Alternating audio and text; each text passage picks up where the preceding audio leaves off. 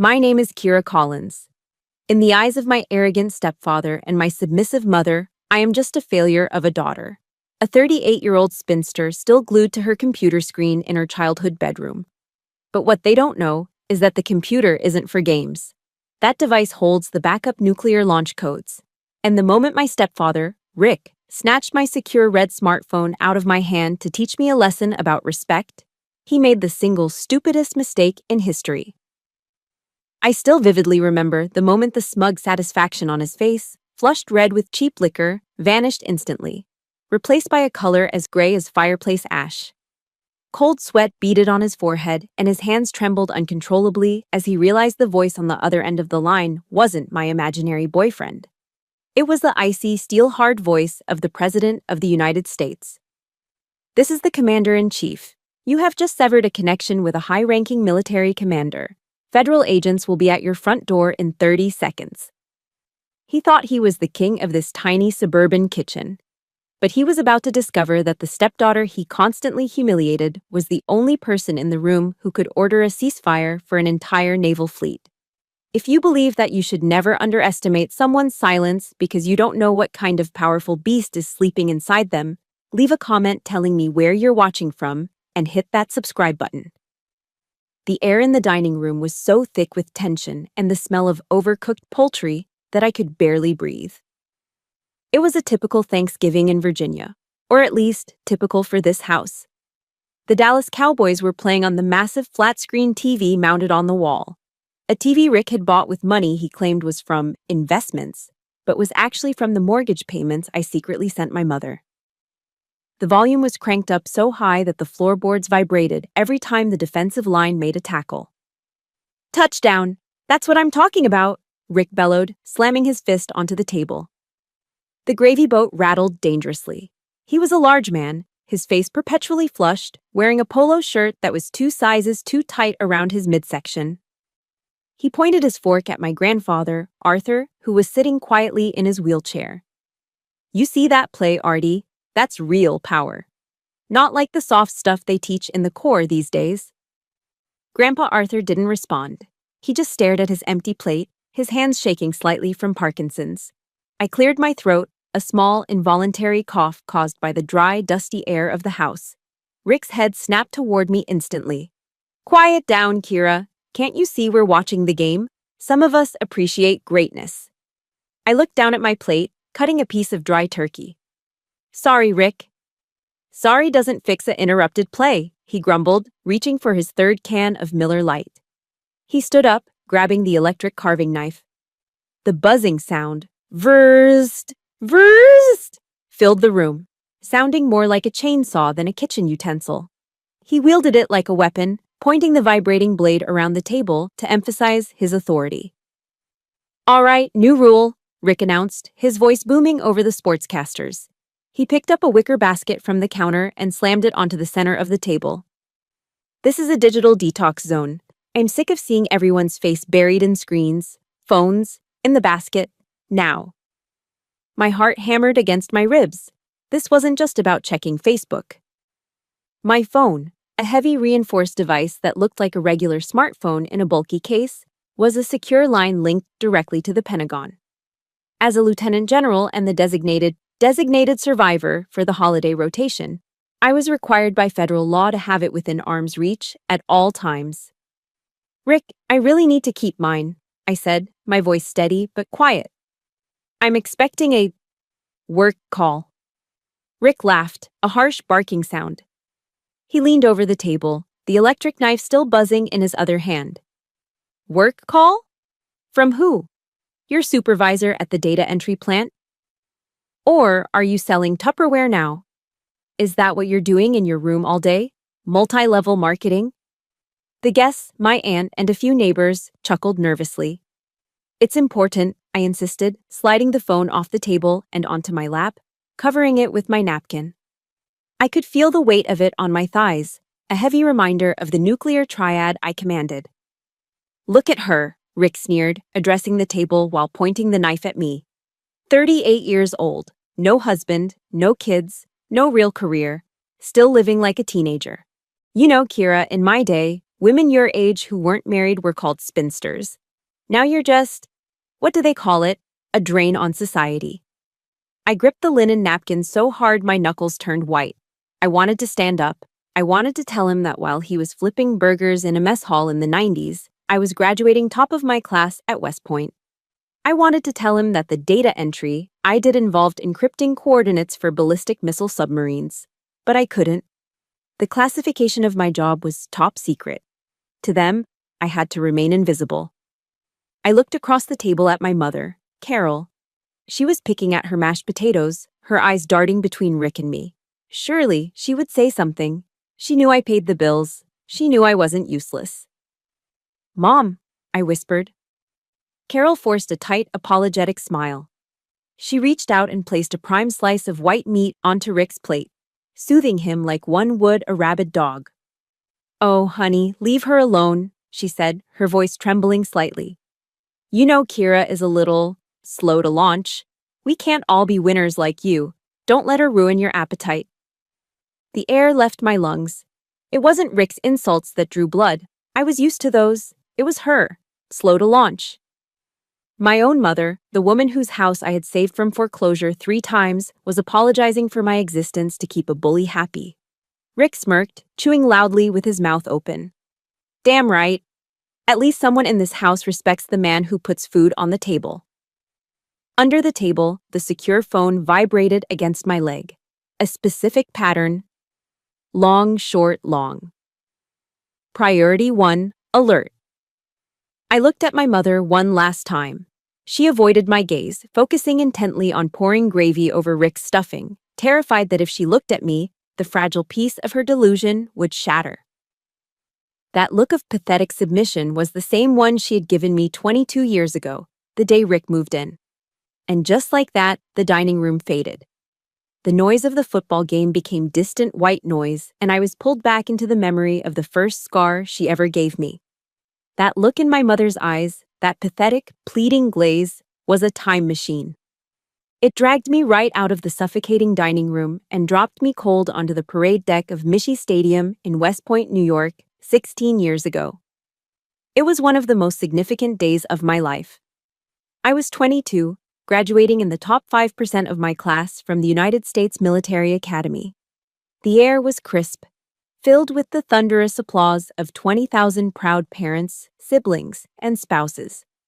To my left and right, my fellow cadets were beaming, scanning the bleachers to find their families holding up homemade signs and waving American flags.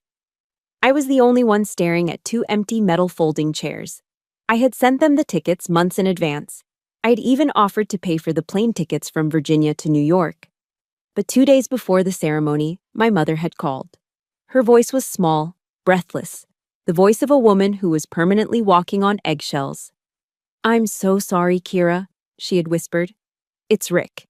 His sciatica is acting up again. He can barely get off the couch. He says the drive is too long, and he doesn't want to fly."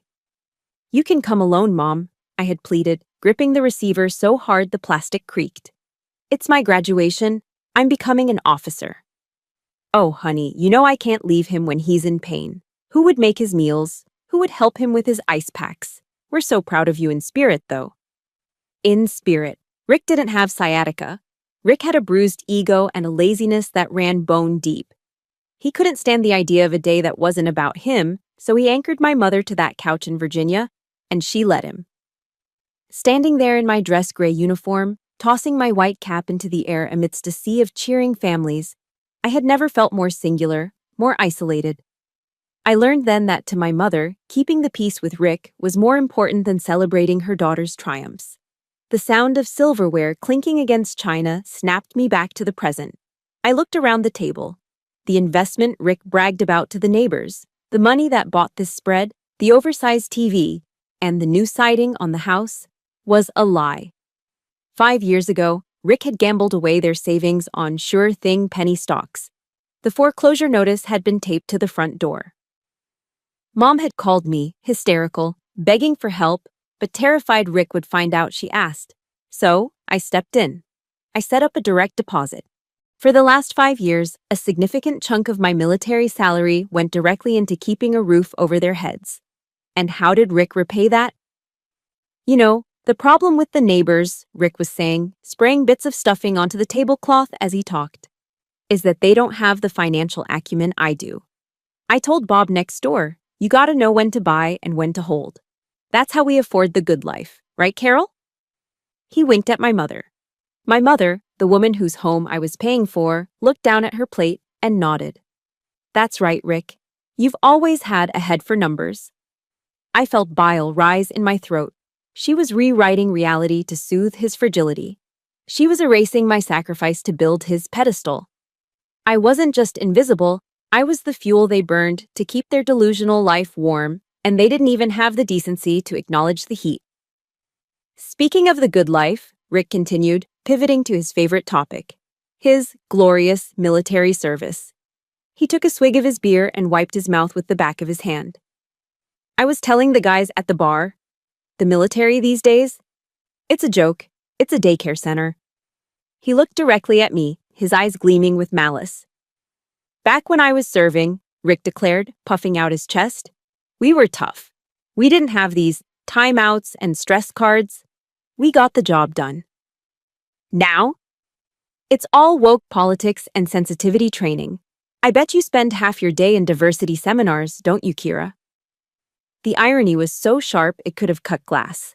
Rick had served 2 years in the late 80s as a mess hall cook before getting a general discharge for insubordination. He had peeled potatoes and scrubbed grease traps. Meanwhile, I was currently managing the logistics for a Trident submarine deployment in the Pacific. I dealt with nuclear deterrence, geopolitical chess matches with superpowers, and the lives of thousands of sailors. It's a different world now, Rick, I said evenly, keeping my voice devoid of emotion. The threats are more complex. Cyber warfare, satellite defense. Excuses! Rick slammed his hand on the table again. See, that's the problem. Too much thinking, not enough action. You need killers, not computer nerds. If I was in charge, I'd straighten out the Pentagon in a week. I'd show them what real leadership looks like. I'm sure you would, I murmured, stabbing a piece of dry turkey. My mother chimed in, eager to please him. Rick always says the country is going to the dogs. He knows so much about history, Kira. You should listen to him. You might learn something to help you with your job. I froze. My own mother was suggesting I take military advice from a man whose tactical experience ended at deciding how much salt to put in the mashed potatoes. It wasn't just anger anymore. It was a profound, hollow exhaustion. I realized then that I wasn't sitting at a family dinner. I was sitting in a theater production where everyone had a script except me. Rick was the hero, Mom was the adoring fan, and I was the prop, the silent, disappointing daughter they could project their insecurities onto. I looked at my hands resting in my lap. Under the napkin, my fingers brushed the cold, rubberized case of the secure phone. I was commanding 50,000 troops. I had the trust of the president. I had the power to level cities. But I couldn't command my mother to stand up. I couldn't order her to love me enough to defend me. That was the one war I had lost, over and over again, for 38 years. If you are rooting for Kira to finally stand up for herself and wipe that smug look off Rick's face, hit that like button right now. And please comment I see you below if you believe that true family is about who shows up for you, not just who shares your blood. Let's show Kira she isn't alone at this table. As the comments section in my mind filled with the support I never got from the woman sitting across from me, a sudden sensation pulled me back from the edge of despair. It wasn't a sound. It was a feeling, a vibration. Against my thigh, the red phone buzzed. Not a text message, not a spam call. It was a rhythmic, insistent pulsing that sent a jolt of adrenaline straight into my bloodstream. Buzz, buzz, buzz, buzz, buzz. The DEFCON 3 alert pattern. My heart stopped beating for a second. The world outside this dining room, the real world, the dangerous world, was knocking. While Rick was complaining about the texture of the cranberry sauce, something catastrophic was happening on the other side of the globe. I gripped the phone under the napkin, my knuckles turning white. The contrast was dizzying. Above the table, I was a disappointment.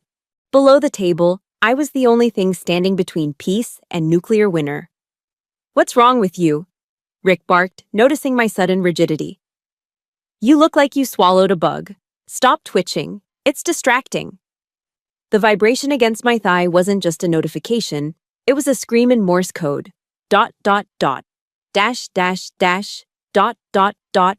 SOS. In the civilian world, that signal means, save our souls. In my world, the world of the National Military Command Center, it means a strategic asset has been compromised. My heart didn't flutter, it slammed into a rhythmic, combat-ready cadence. My sympathetic nervous system flooded my body with cortisol, sharpening my vision and dulling the ambient noise of the room.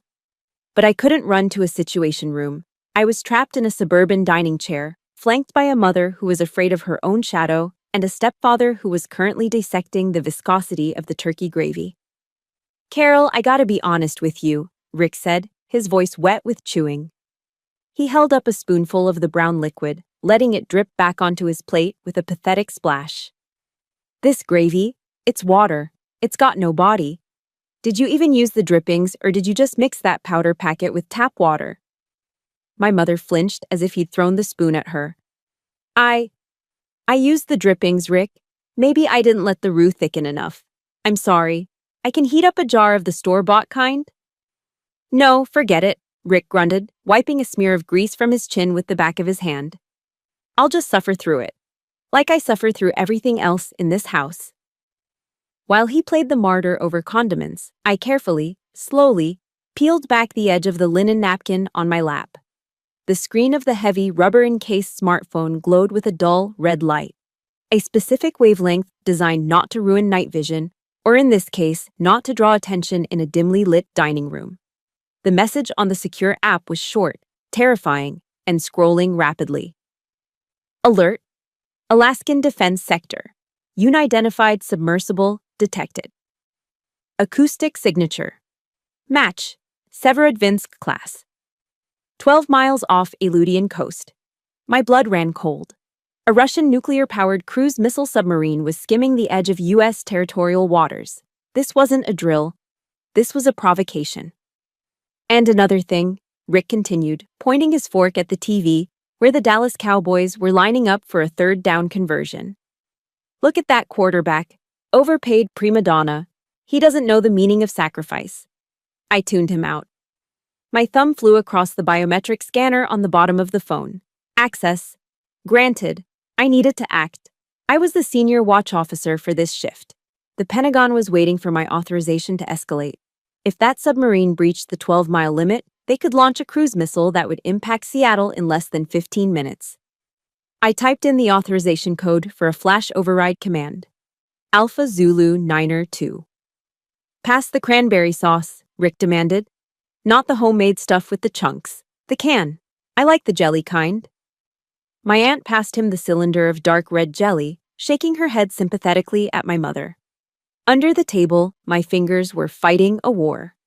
I accessed the deployment grid for Elmendorf Air Force Base. I highlighted the squadron of P-8 Poseidon Maritime Patrol aircraft sitting on the tarmac. These weren't just planes. They were submarine hunters, equipped with torpedoes, depth charges, and advanced sonar buoys. Deploy assets. Intercept vector. Rules of engagement, shadow and Dieter. I hit execute. A bead of sweat trickled down my temple, stinging my skin. It wasn't the heat of the kitchen. It was the crushing weight of the chain of command. I had just scrambled $500 million worth of military hardware while eating dry turkey. If I was wrong, if that was just a whale or a glitch in the hydrophone array, my career was over. If I was right and I did nothing, millions could die. Kira! Rick's voice cracked like a whip, shattering my focus. I jumped, my knee knocking against the underside of the table. The water glasses rattled. I quickly slid the phone deeper between my thighs, covering it completely with the napkin. I'm sorry. What? I stammered, looking up. My pulse was thumping in my ears, loud as a drum.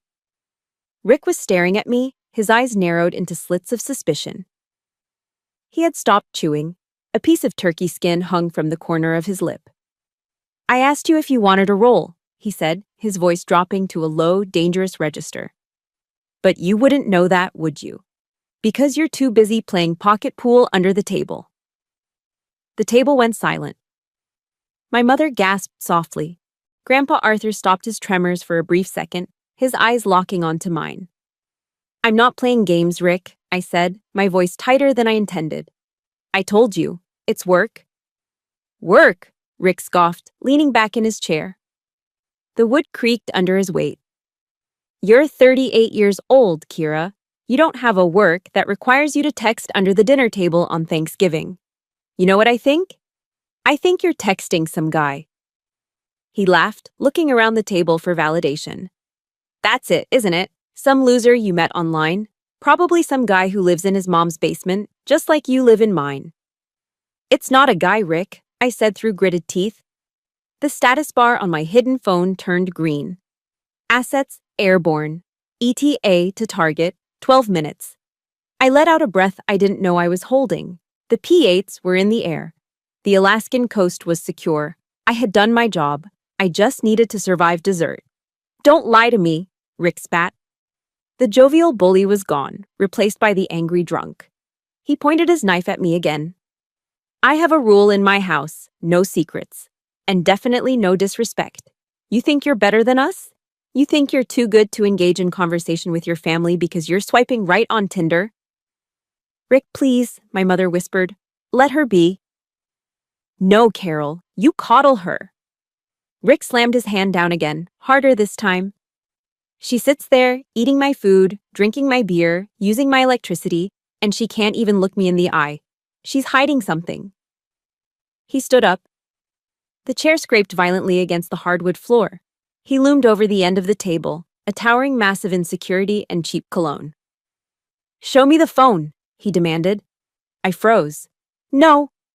"Excuse me?" Rick's face turned a shade of purple that matched the cranberry sauce. "I said no," I repeated, my hand clamping down on the device under the napkin. "It's private, and it's none of your business." "My house, my business," Rick growled. He started walking around the table toward me. Heavy footsteps. Thud, thud, thud.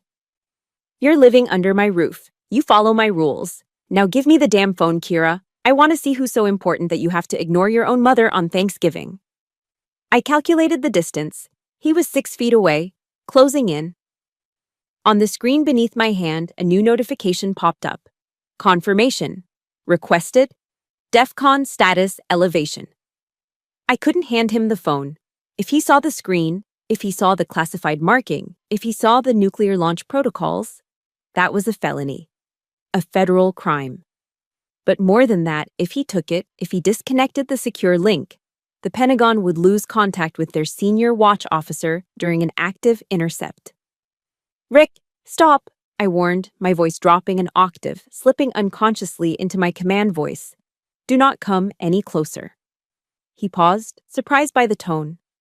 Then he smirked. "Or what? You gonna cry? You gonna run to your room?" He lunged. The sound of shattering glass sliced through the tension like a guillotine blade. Rick's hand, inches from grabbing my wrist, jerked back as a spray of ice water exploded across the table.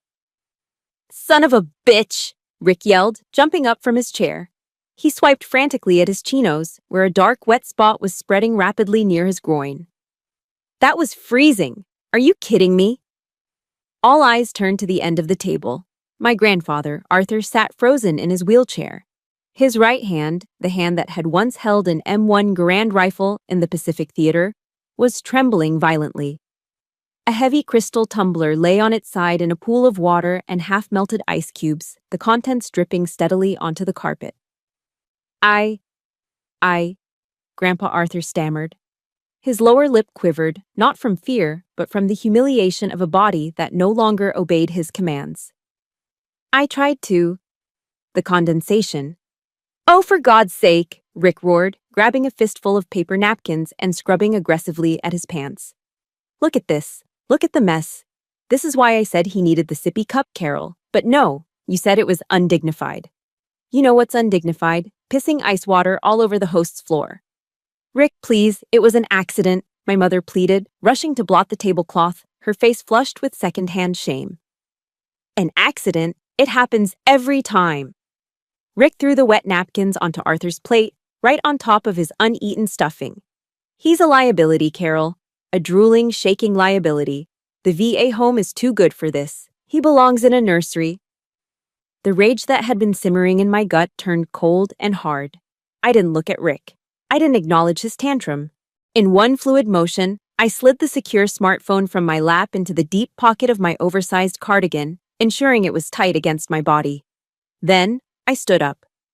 I walked past Rick, ignoring his muttering about dry cleaning bills, and knelt beside my grandfather's wheelchair. "It's okay, Grandpa," I said softly. My voice wasn't the high-pitched baby talk people often use with the elderly. It was low, steady, and commanded calm. I picked up the fallen glass and set it aside. I took a linen napkin, one of the fancy ones Rick had insisted we use to impress the neighbors, and began to dry Arthur's hand.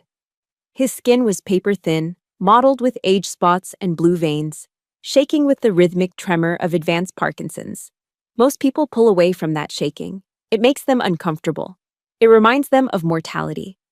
But I held his hand firmly, matching his tremor with my own stability, grounding him. I dried his fingers with the same precision I used to inspect a weapon or calibrate a targeting system. Efficient, respectful.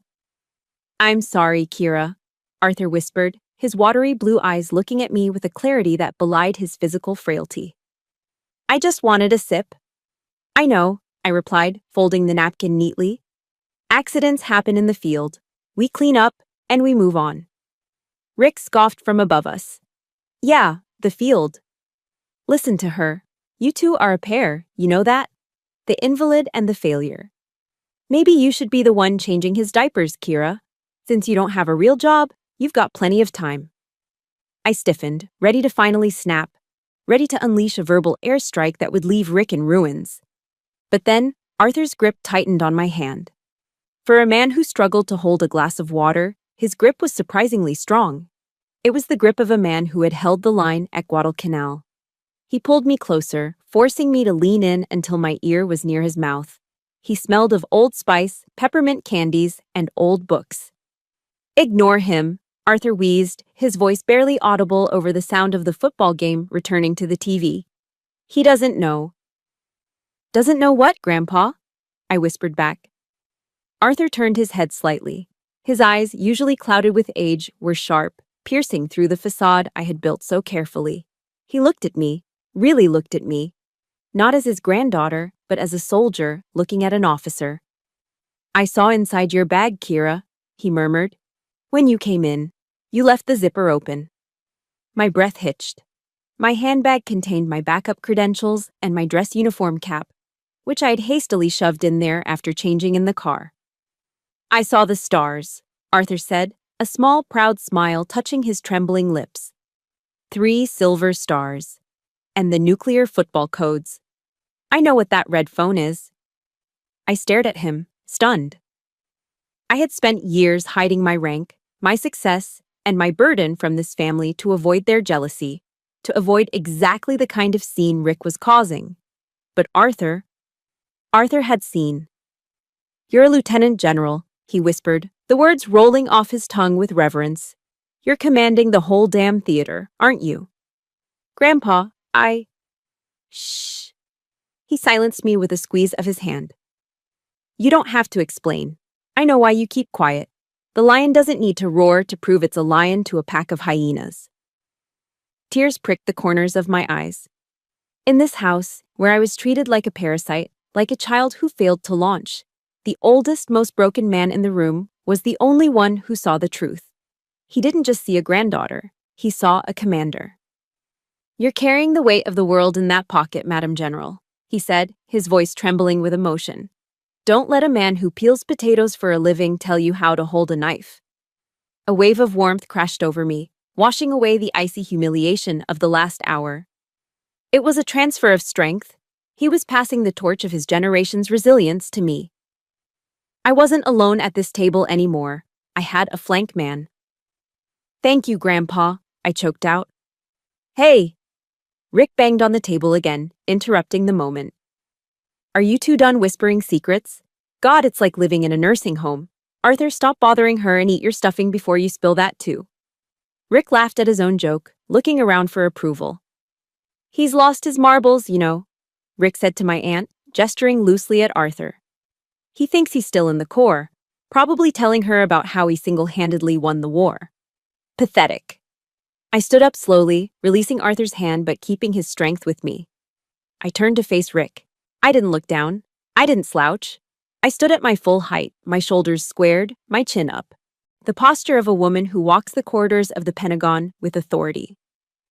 He has more dignity in his little finger than you have in your entire body, Rick, I said.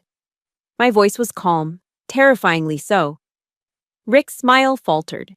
He blinked, confused by the sudden change in my atmosphere. Excuse me? What did you just say to me? I said.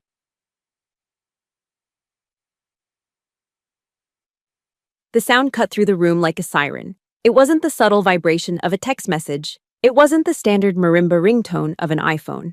It was a shrill, mechanical, old-school digital trill. The kind of ringtone that is hard-coded into secure government devices for one reason only. Immediate action required. It was coming from my pocket. The room went dead silent. The football announcers, the clinking of forks, the chewing, it all seemed to stop. Rick's eyes dropped to the pocket of my cardigan, where the red light was flashing through the knit fabric, pulsing in time with the screaming ringtone. I told you, Rick whispered, his face twisting into a mask of pure, unadulterated fury. No. Electronics. He didn't know it yet, but the man calling on that phone had the power to turn this house into a parking lot. And I had to answer it.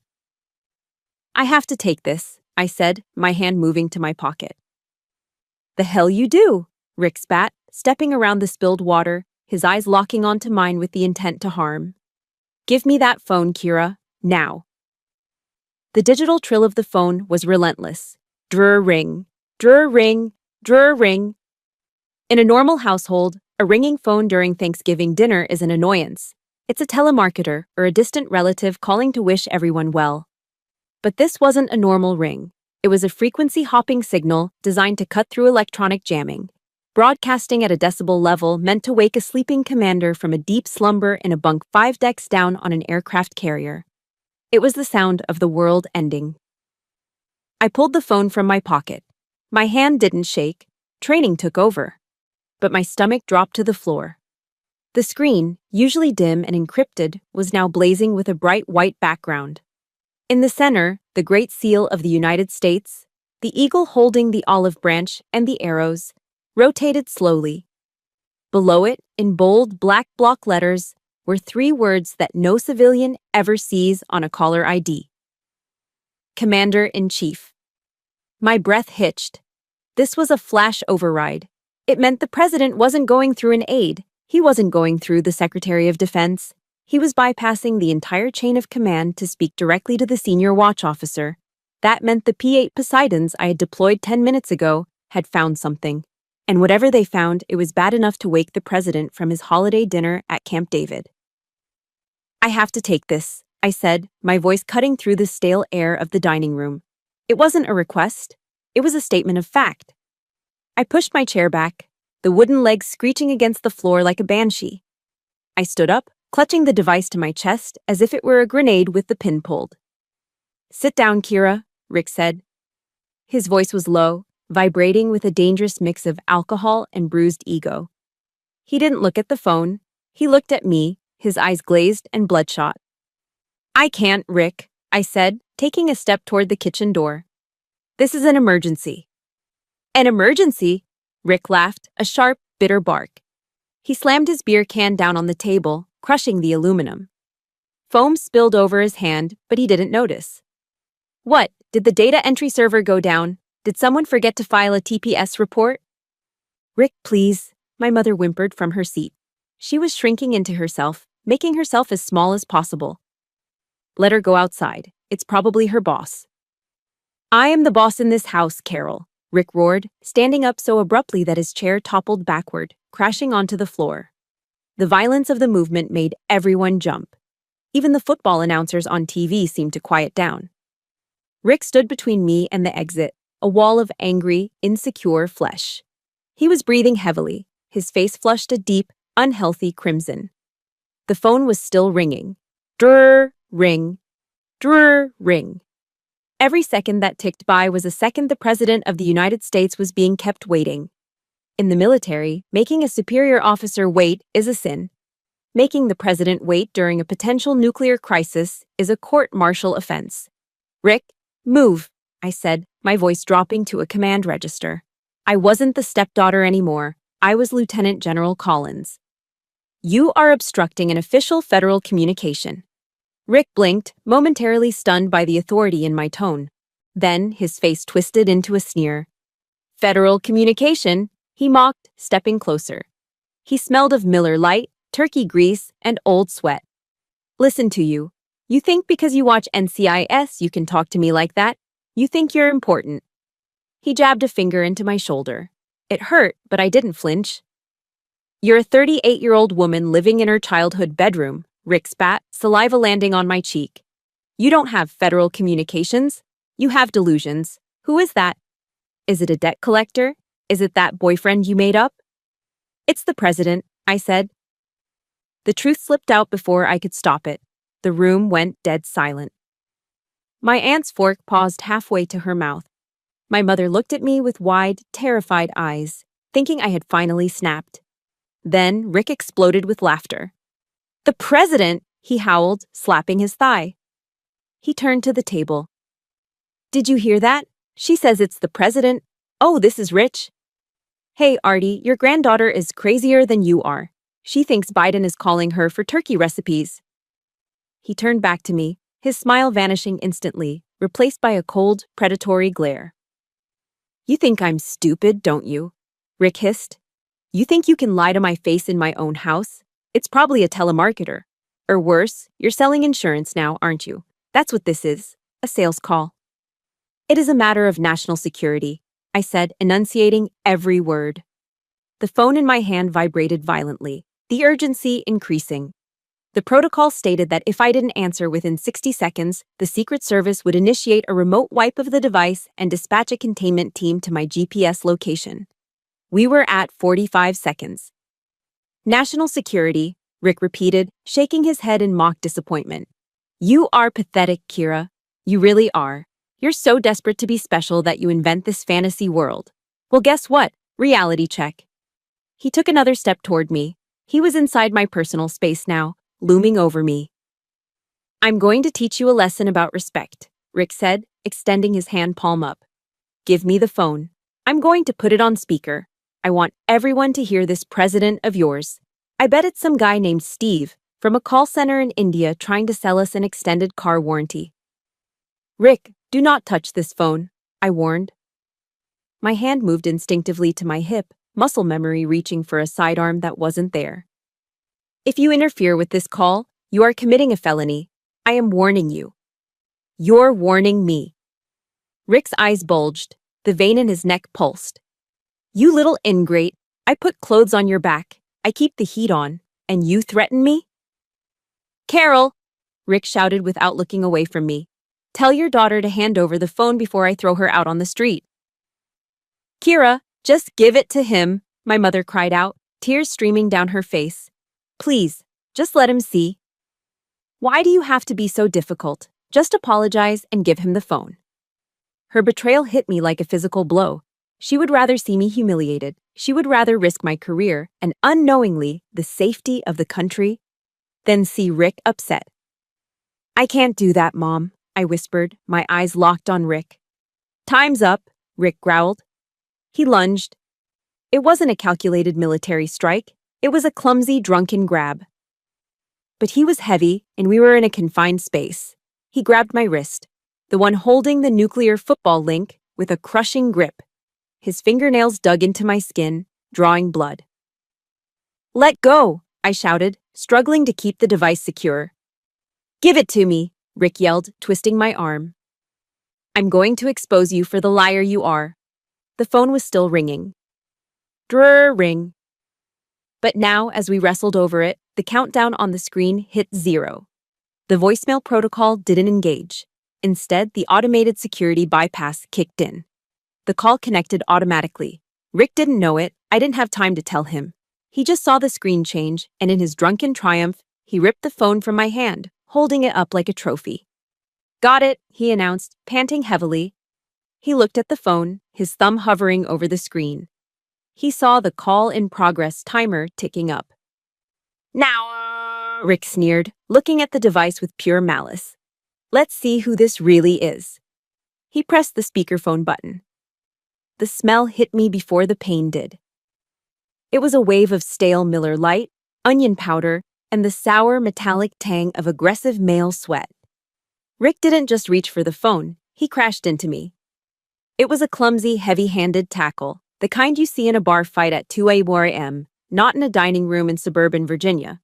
His bulk pinned me against the edge of the kitchen counter, the granite digging sharply into my lower back. "I said give it here," he grunted, his breath hot and wet against my face. "Rick, stop! You are assaulting a federal officer," I shouted, instinctively twisting my body to shield the device. My training screamed at me to neutralize the threat. A simple throat strike or a joint lock would have dropped him in 2 seconds. But this was my mother's husband. This was Thanksgiving. And a small, stupid part of me was still the daughter trying not to ruin the holiday. "Officer, you're a liar," Rick roared. His hand, thick and greasy from the turkey skin, clamped down on my wrist. He squeezed. Hard. I felt the tendons in my forearm strain. His fingernails, ragged and dirty, dug into my skin, scraping down toward my hand. It burned, a sharp stinging heat that made me gasp. But the physical pain was nothing compared to the sound that cut through the struggle. "Kira, stop it! Just give it to him!" It was my mother. She wasn't screaming at the man who was physically attacking her daughter.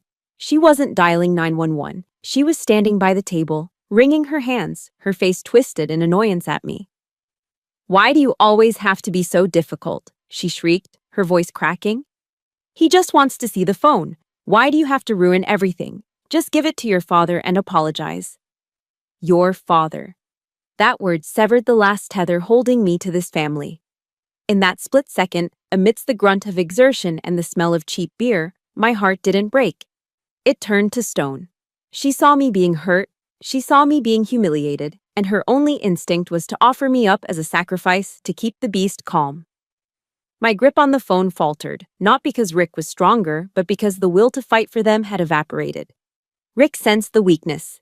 He wrenched my wrist back with a sickening pop of cartilage. My fingers spasmed involuntarily, and the black rubberized brick of the secure smartphone slipped from my grasp. "Ha!" Rick shouted, stumbling back with his prize. Everything seemed to downshift into slow motion. I saw the phone leave my hand. I saw the screen, still glowing with the intense white light of the flash override protocol. The timer on the call was ticking upward. 0003, 000004. Rick held the phone up high, like a hunter hoisting a severed deer head. He was panting, his chest heaving under his tight polo shirt, a triumphant, ugly grin stretching across his face. "Gotcha," he wheezed, wiping a smear of saliva from his lip. "Now let's see what little secrets you're hiding." I stood up straight. I smoothed the front of my cardigan. I didn't lunge for him again. I didn't scream. I pulled a calmness around me like a suit of armor. It was the icy, detached focus I used when authorized a drone strike. I looked at Rick. I didn't see a stepfather anymore. I saw a hostile combatant who had just breached the perimeter of a Tier 1 national security asset. "Rick," I said, my voice terrifyingly quiet, "you have exactly 3 seconds to put that phone down and step away. If you speak into that device, your life as you know it is over." Rick laughed. It was a wet, hacking sound. "Oh, save the drama for your blog, Kira. My life is over? Please, I pay the mortgage here. I own you." He looked at the screen, squinting to read the bold text. "Commander-in-Chief," he read aloud, his voice dripping with sarcasm. "Wow. You really committed to the bit, didn't you? You even changed the contact name. That is pathetic. Truly pathetic." He looked around the room, seeking his audience. My mother was sobbing into her napkin. My aunt looked horrified. Grandpa Arthur was staring at Rick with a look of pure, unadulterated hatred. "Watch this," Rick announced to the room. "I'm going to put the president on speaker." Let's see if he sounds like that guy from the T-Mobile store. He raised a thick, calloused finger and hovered it over the speaker icon. I took a step back, not out of fear, but to clear the blast radius. I knew what was coming. The moment he engaged with that line, the passive listening protocols at the White House Communications Agency would flag his voice print as unauthorized. The Secret Service detail monitoring the line would be listening. He was about to poke a stick into the eye of the most powerful military apparatus on Earth. This is the moment. The moment a bully crosses a line he can never uncross. If you are waiting for Rick to get exactly what he deserves, hit that like button right now. And tell me in the comments, do it. Type, do it if you want Kira to let him dig his own grave. Rick pressed the button. Beep. The audio switched from the handset to the speaker. The room fell into a silence so deep it felt like the air had been sucked out of the house. Even the TV seemed to mute itself. The only sound was the heavy, raspy breathing of Rick, magnified by the silence of the open line. Rick brought the phone closer to his face, smirking. "Hello?" he bellowed, his voice booming and arrogant. "Who is this? Listen here, buddy. You've got a lot of nerve calling my house during Thanksgiving dinner." Silence from the other end. "I asked you a question," Rick shouted, emboldened by the lack of response. "Who the hell is this? Do you know what time it is? You're interrupting a man's meal. Speak up, or I'm going to report this number for harassment." He looked at me and winked. A disgusting, conspiratorial wink that said, "See? I told you it was fake. I told you nobody important calls you." "Kira here thinks she's some big shot," Rick continued into the phone, laughing. "But we both know she's just a... This is the President of the United States." The voice cut through Rick's laughter like a diamond cutter through cheap glass. It wasn't loud. It wasn't shouting. It was calm. It was deep. It was the unmistakable resonant baritone that every American had heard on the evening news, in State of the Union addresses, and in times of crisis. It carried the weight of the Oval Office, the authority of the Constitution, and the absolute power of the entire U.S. Armed Forces. Rick froze.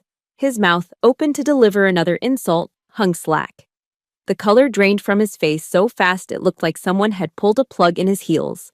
The red flush of alcohol vanished, replaced by a sickly, pasty gray. What?" Rick stammered, his voice suddenly tiny. "I asked," the voice on the phone repeated, icy and sharp as a razor, "who I am speaking with. You are holding a secure nuclear command device assigned to Lieutenant General Kira Collins. Identify yourself immediately." Rick looked at the phone. Then he looked at me. His eyes were wide, filled with a primal, animalistic terror. The arrogance was gone. The bully was gone. All that was left was a man realizing he was standing on the tracks, and the train was already here. The silence that followed Rick's arrogant demand wasn't empty. It was heavy. It was a physical weight that pressed down on the dining room table, suffocating the laughter, the chewing, and the hum of the refrigerator. For 2 agonizing seconds, the only sound on the speakerphone was a faint, rhythmic static. The sound of an encrypted satellite connection spanning thousands of miles. Rick stood there, his chest puffed out, his face a mask of drunken bravado. He looked around at the guests, his eyebrows raised as if to say, "See? I called their bluff." He was expecting a dial tone. He was expecting a stammering telemarketer. He was expecting the silence of a prank caller hanging up. Instead, a voice filled the room. It was a voice that every person at that table had heard 1,000 times. We had heard it in our living rooms during the State of the Union. We had heard it on car radios during morning commutes. It was a voice that commanded podiums, signed treaties, and launched armies. It was calm, resonant, and unmistakably, terrifyingly familiar. "This is the President of the United States."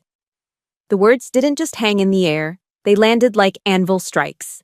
Thud, thud, thud. Rick's smirk didn't fade. It shattered. It was as if someone had physically slapped the expression off his face.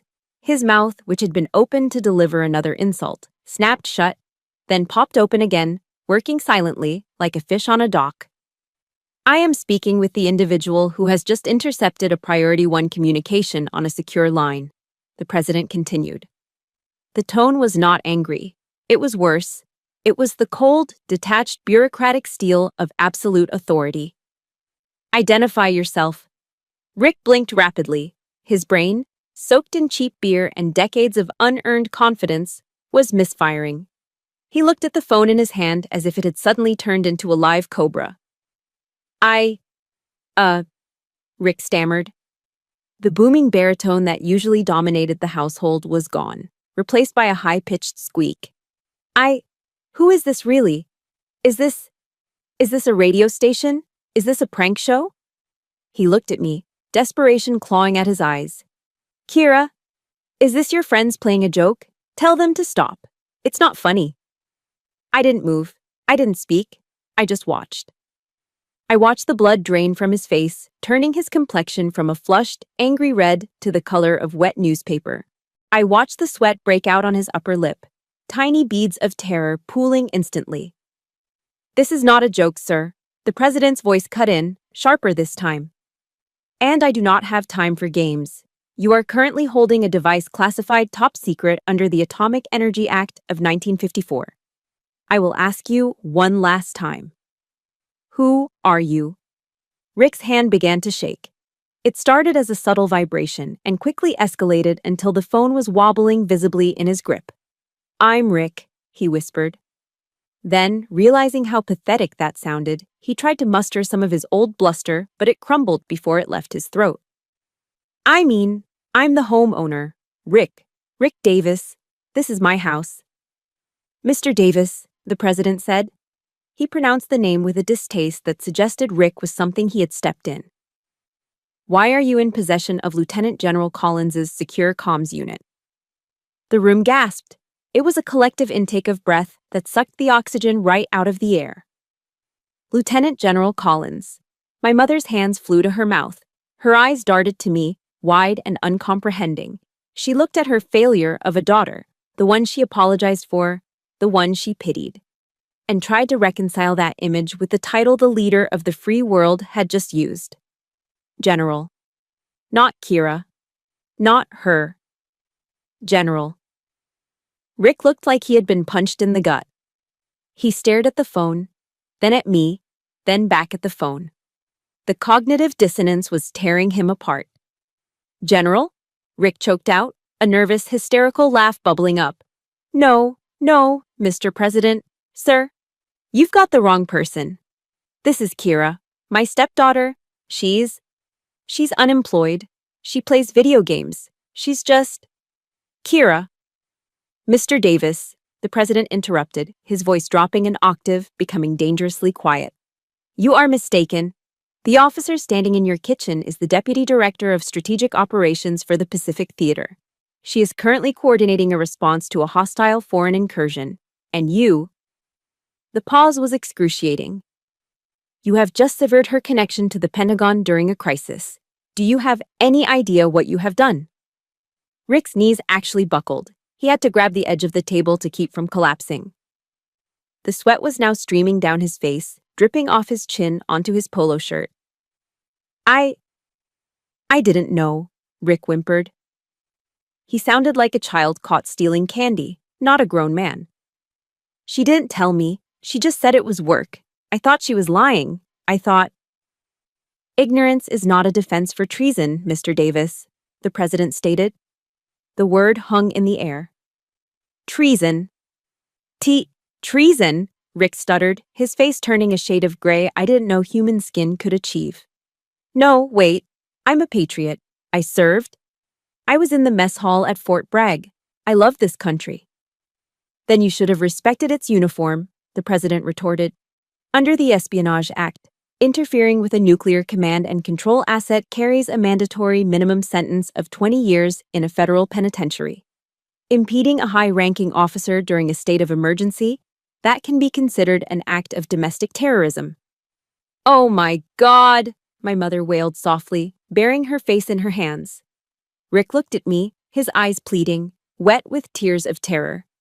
Kira, tell him I didn't mean it. Tell him we were just... Just joking around. We're family, right? Family jokes. I looked at him.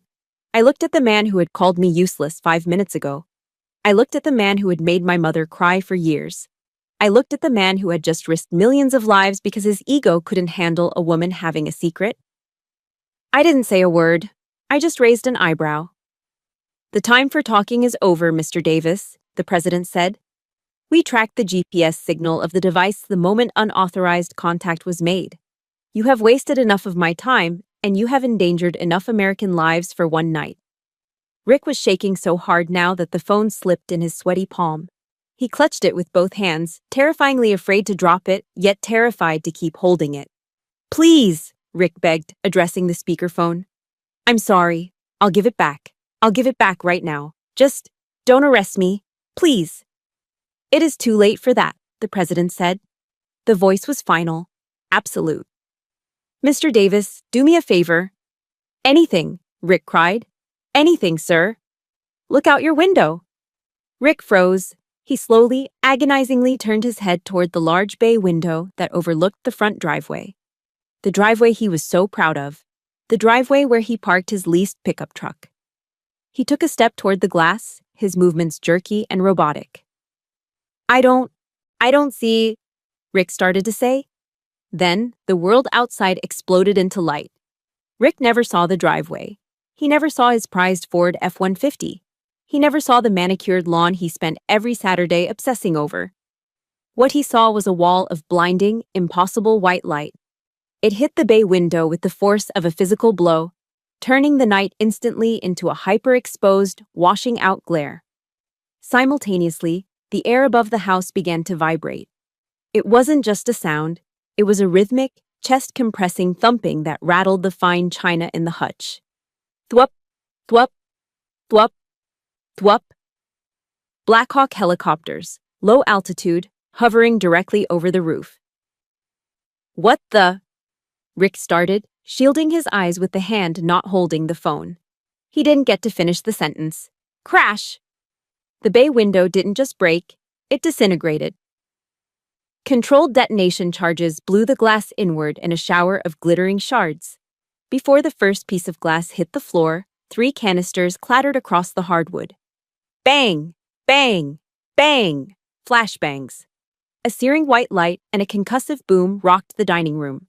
My mother screamed, a high, piercing shriek of pure terror. My aunt dove under the table.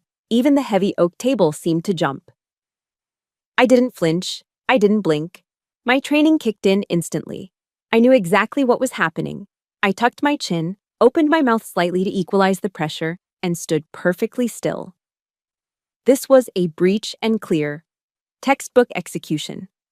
Through the smoke and the ringing in everyone's ears, the lasers appeared. Dozens of them. Tiny dancing red dots swarmed over Rick's chest, his face, and his trembling hands.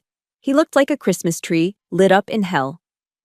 Federal agents, get down now. The command didn't come from one person, it came from everywhere.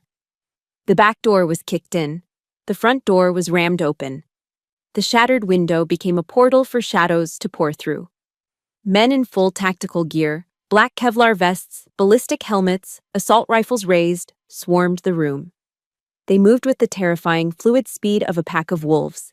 These weren't local cops. This was the Secret Service Counter-Assault Team, CAT, the tip of the spear, the guys who eat bullets for the president. Rick stood there, frozen, his brain unable to process the shift from Thanksgiving dinner to war zone. He was still holding the phone up, blinking stupidly at the laser sights painting his forehead. Drop the device! Drop it! Rick tried to speak. I live... He was too slow. 2 agents hit him like a freight train. There was no negotiation. There was no, please. One agent swept Rick's legs while the other drove a shoulder into his midsection. Rick went down hard, but he didn't hit the floor. Gravity and momentum conspired to deliver the most poetic justice I had ever witnessed.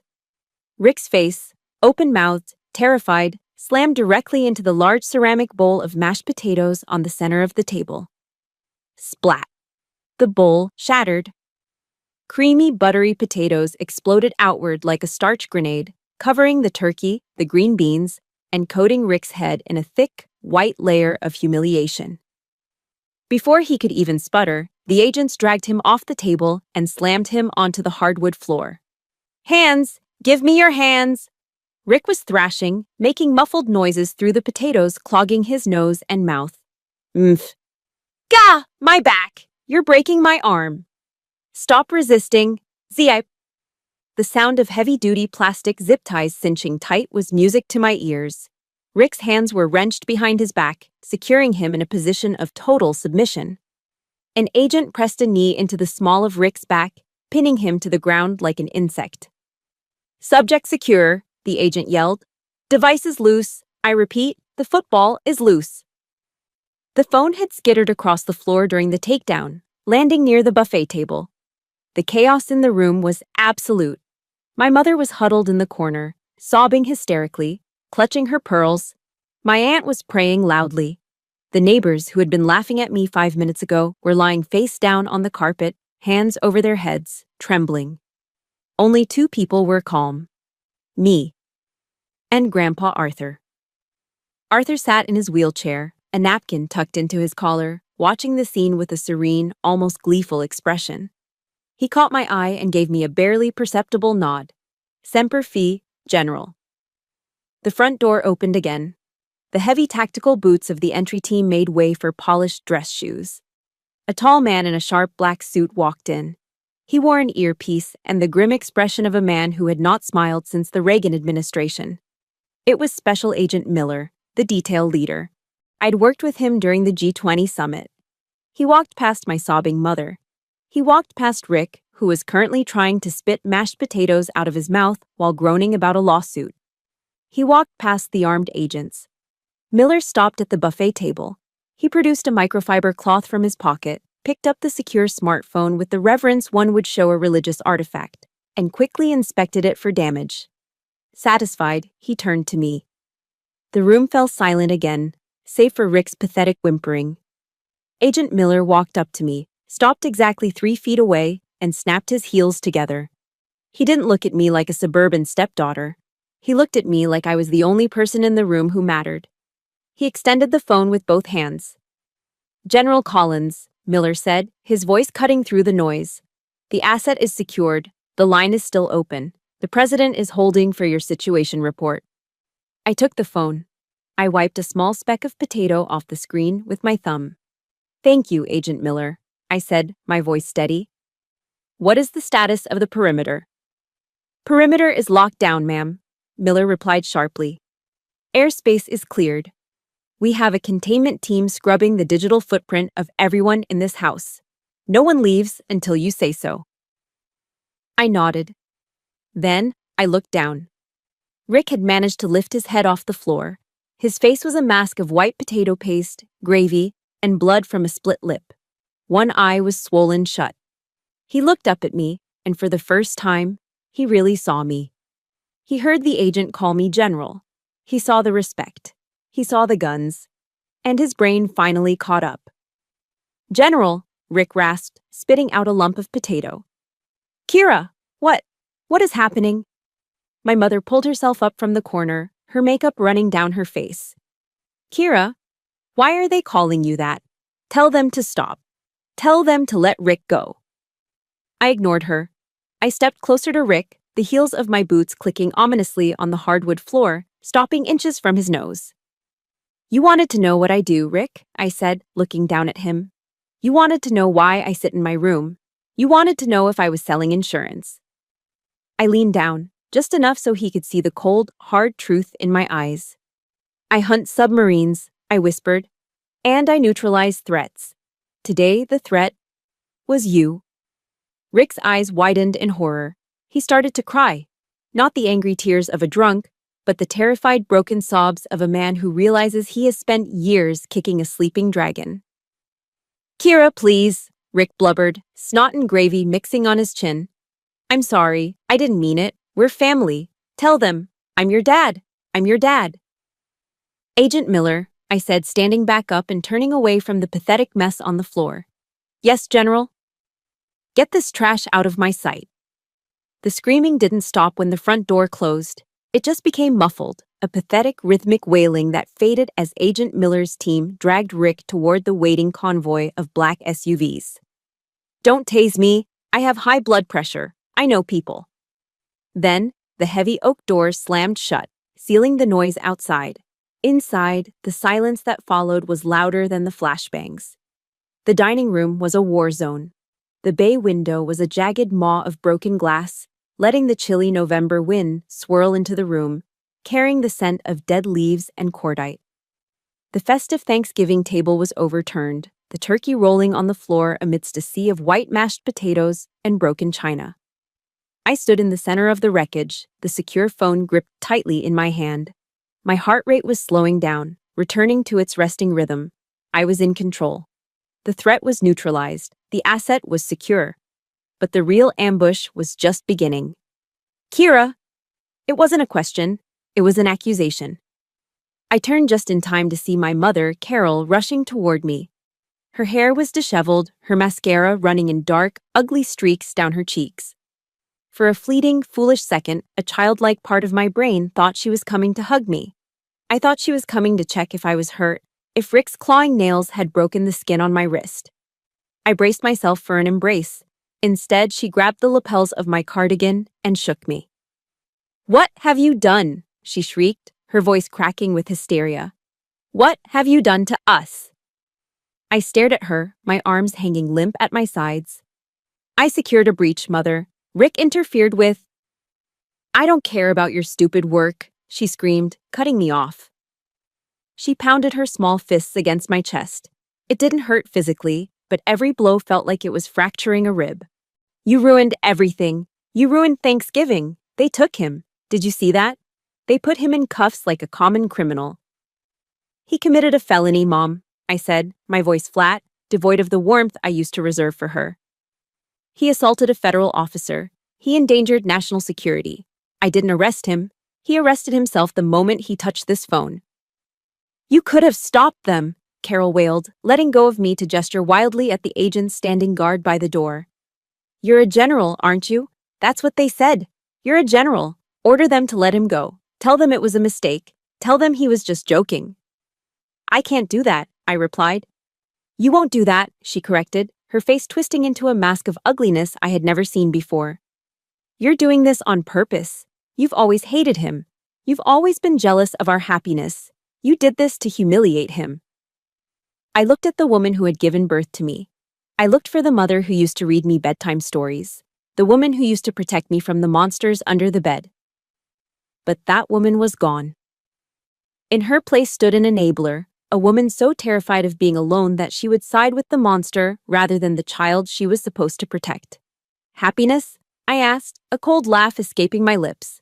"Mom, he treats you like a servant. He spent your retirement fund. He bullies you. Is that happiness?" "He loves me," she sobbed.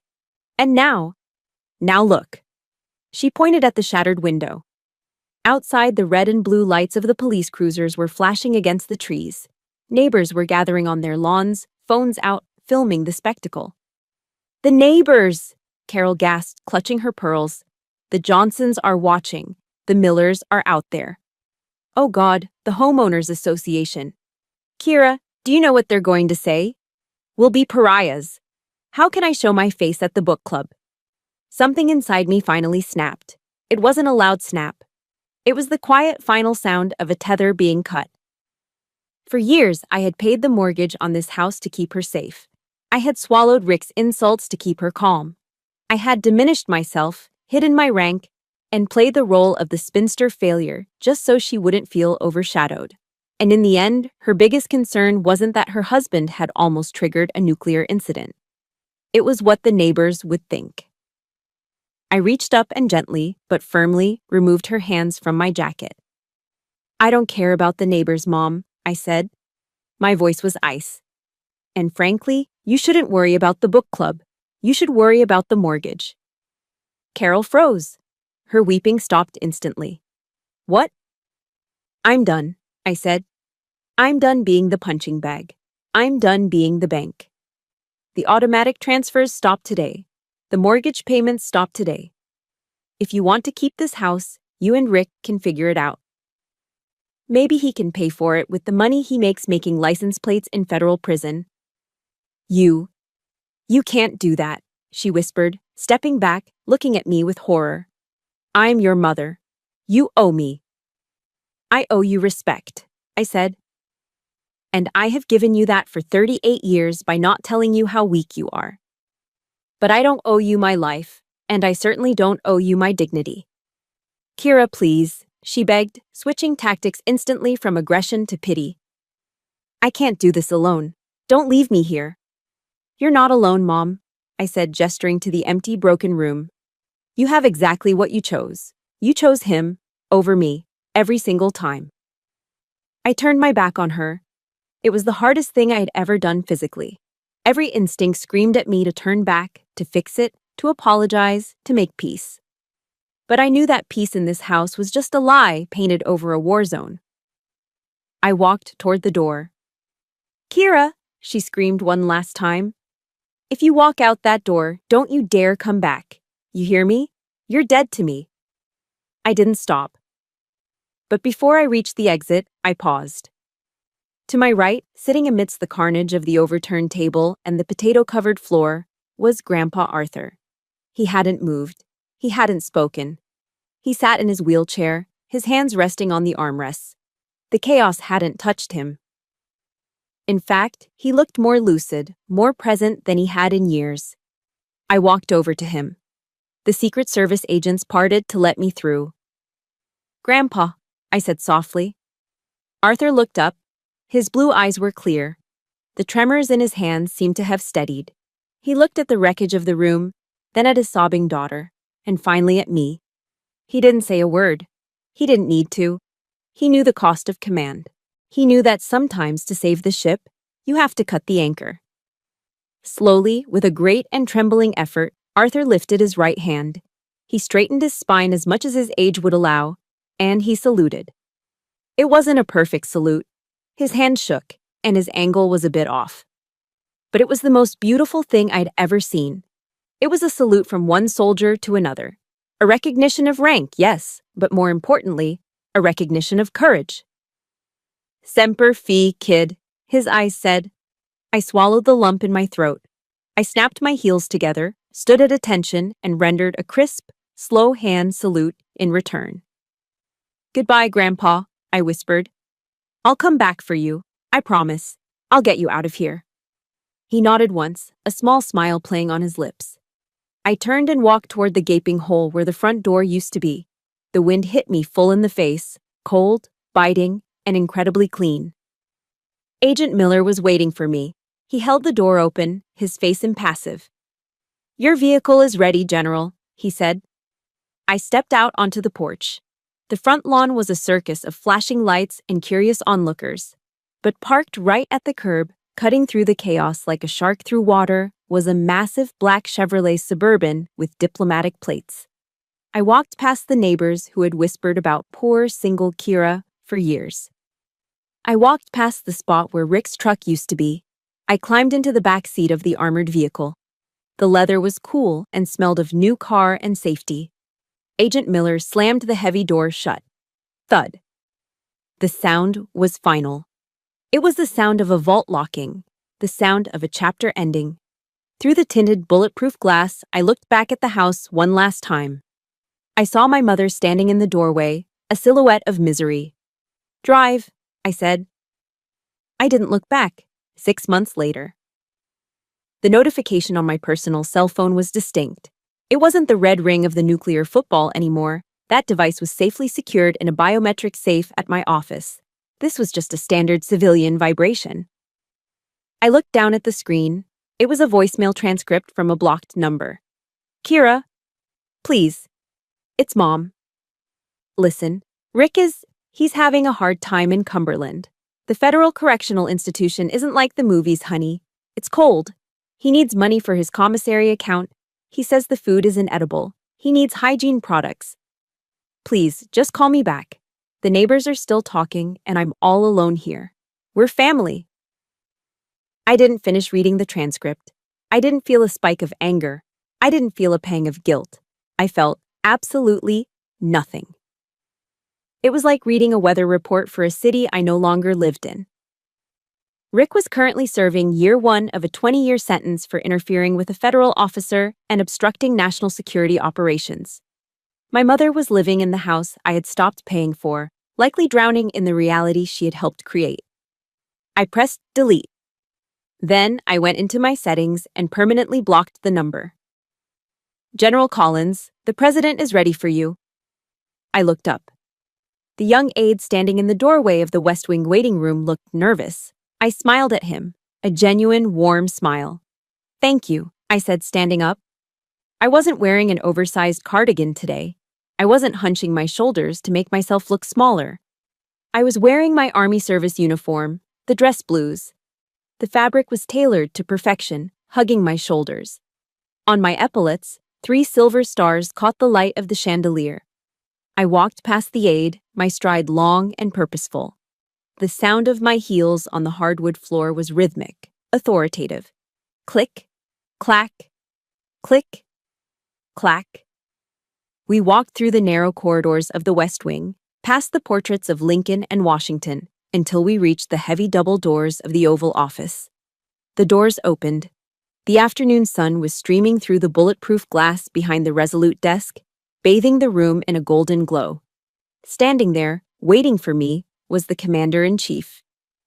He looked up from a briefing paper and smiled.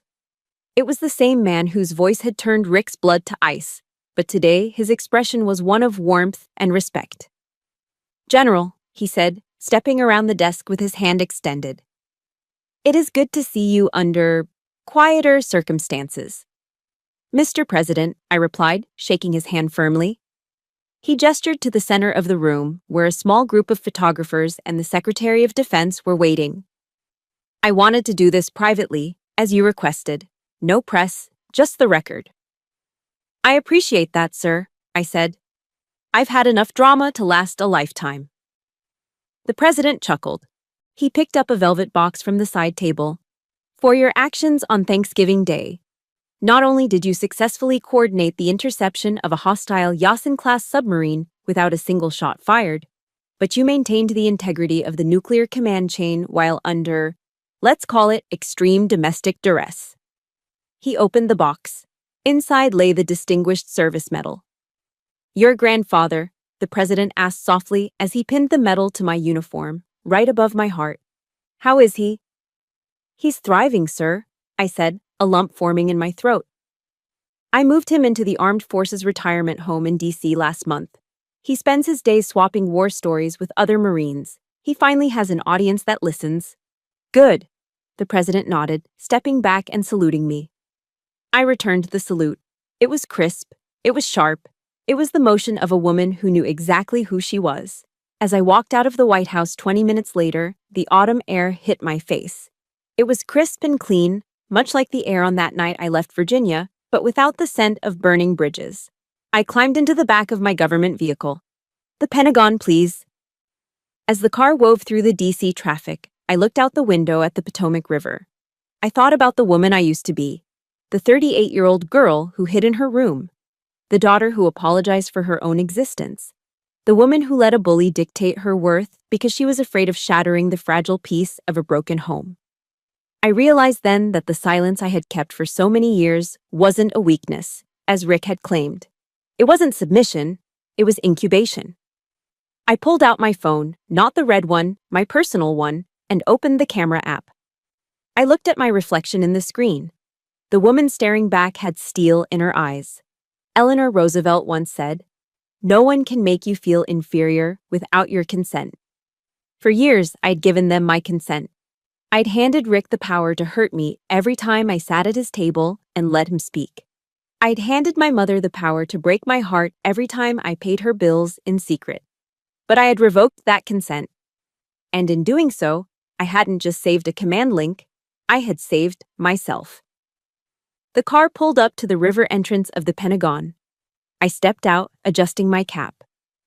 The massive concrete building, the nerve center of the American military, loomed above me. To some, it was intimidating. To me, it was home. I walked through the security checkpoints, the guards snapping to attention as I passed. I walked down the long, polished corridors of the E-ring. Click, clack, click, clack. The sound echoed off the marble walls. It wasn't just the sound of footsteps. It was the sound of a beast that had been caged for too long, finally roaming its territory. I stopped in front of a window overlooking the courtyard. I looked at my reflection in the glass one last time. Silence isn't empty, I whispered to the empty hallway, and perhaps to you, listening right now. Silence is where you reload. I turned away from the window and walked toward the war room. The doors opened automatically for me. The staff inside stood up as I entered. "General on deck," someone shouted. I didn't flinch. I didn't look down. I walked straight to the head of the table. The general's shadow was gone. The general had arrived. My war is finally over, but I know for many of you, the battle for respect is still being fought in your own dining rooms. If you have ever had to cut off a toxic family member to save your own sanity, or if you're still searching for the courage to set that boundary, I want to hear your story in the comments below. You are not alone. If my victory gave you a spark of strength today, please hit that like button and subscribe to the channel. Let's build a community where silence is no longer a weakness, but a weapon. Until next time.